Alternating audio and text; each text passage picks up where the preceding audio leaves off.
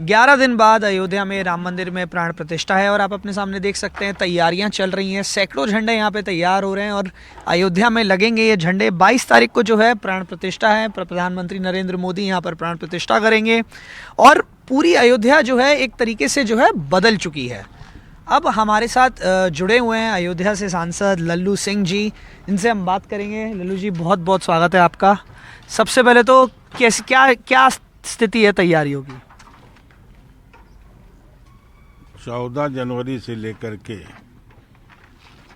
22 जनवरी तक माननीय प्रधानमंत्री मोदी जी ने जो अपील किया है पूरे देश से, एक तो पूरी अयोध्या को स्वच्छ करना है, साफ सुथरा करना।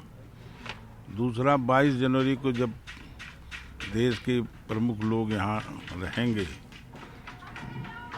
प्राण प्रतिष्ठा के दिन, उस दिन अयोध्या को इस प्रकार से सजाना है कि अयोध्या की तस्वीर जब पूरी दुनिया देखे तो वह यहाँ की जो है स्वागत को देख करके, यहाँ के अयोध्या के दृश्य को देख करके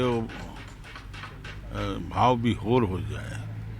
इस प्रकार की तैयारी हम सब लोग यहाँ अयोध्या के जो भी नागरिक हैं, पूज्य साधु संत हैं, जनप्रतिनिधि हैं, सब मिलकर कर रहे हैं। लल्लू जी, 5 बार विधायक और 2 बार सांसद अब यहाँ से रह चुके हैं। अब अयोध्या एक अलग ही भविष्य अयोध्या का इंतजार कर रहा है। क्या लगता है आपको, अब कैसे होने वाला है आगे भविष्य अयोध्या का? क्या आपको उम्मीद है आगे जाके? क्या माननीय नरेंद्र मोदी जी की सोच है कि अयोध्या दुनिया का सुंदरतम नगर बने। अयोध्या में सभी प्रकार की दुनिया की जो सुविधाएं हैं यहाँ पर उपलब्ध। तो यहाँ पर अयोध्या रेलवे स्टेशन का फर्स्ट फेज बन गया है, सेकंड फेज शुरू होने वाला है। अयोध्या कैंट स्टेशन का भी डीपीआर 600 करोड़ रुपए का बनकर गया है, वह भी अगले महीने प्रारंभ हो जाएगा। अयोध्या राम घाट हाल्ट का निर्माण हो रहा है, आप जाकर देख सकते हैं। दर्शन नगर जो अयोध्या से सटा रेलवे स्टेशन है, 20 करोड़ रुपया वहाँ पर भी सरकार ने, रेल मंत्रालय ने दिया है और उसको भी सुंदर बनाने के लिए भविष्य में वहाँ से ट्रेनें चलें, इसकी व्यवस्था की। भरत कुंड पर भी 16 करोड़ रुपया दिया।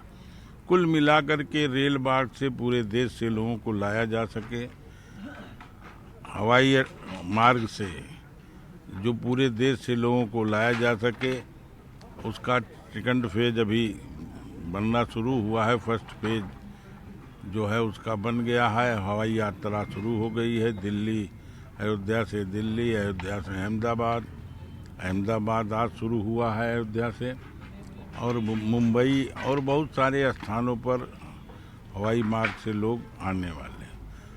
अयोध्या की सड़कों का दूसरे जनपदों से आती, उनका चौड़ीकरण हो रहा, 4 लेन के रूप में वह परिवर्तित हुई हैं।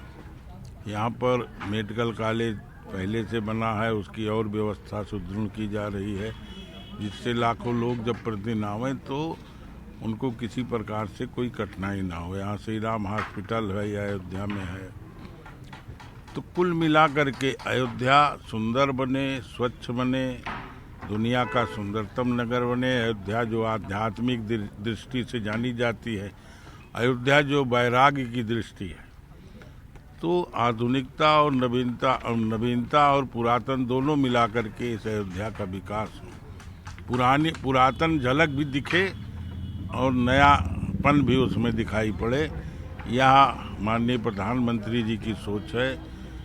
योगी आदित्यनाथ जी भी इस पर निरंतर लगे हुए हैं।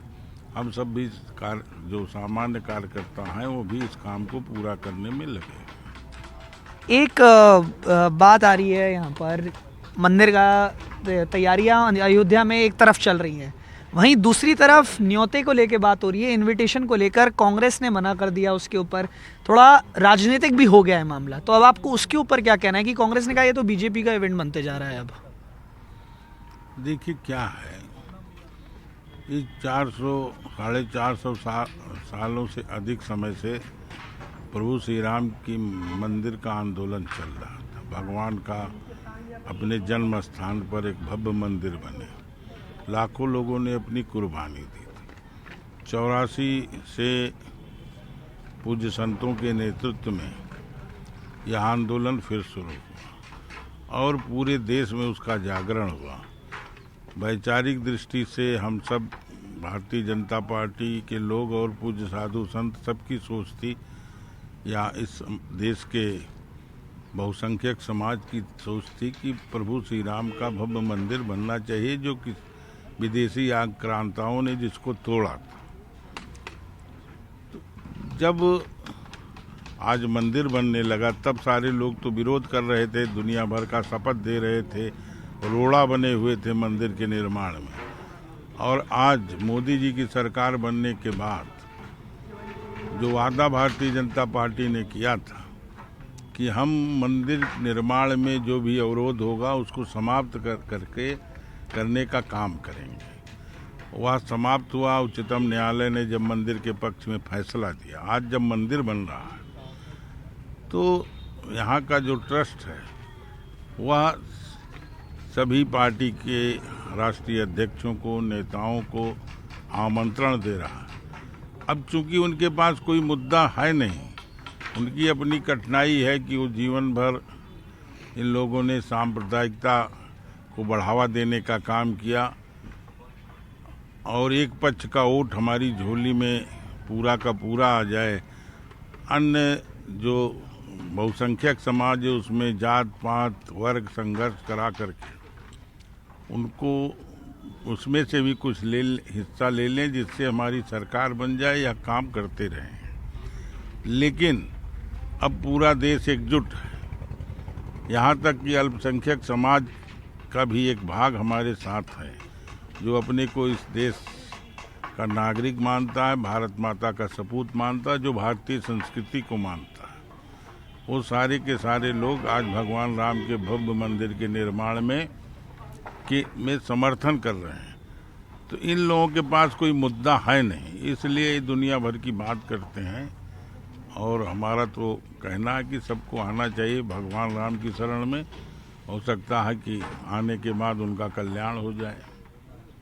आने के बाद उनका कल्याण हो जाए। एक आखिरी सवाल लल्लू जी, अखिलेश यादव जी के ऊपर क्या कहना है? उन्होंने वीएचपी की तरफ से जो न्योता आया था उसको मना कर दिया और कह दिया कि ये कौन, तो उसको लेकर अखिलेश जी को लेकर क्या कहना है?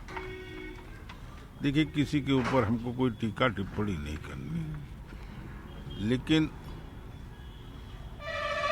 ये सारे लोगों को इस बात का डर है ना कि अगर हम चले गए तो एक वर्ग का जो वोट हमको मिलता था वो वोट हमको मिलेगा कि नहीं मिलेगा। ये वोट की राजनीति नहीं, वोट मिलेगा नहीं मिलेगा यहाँ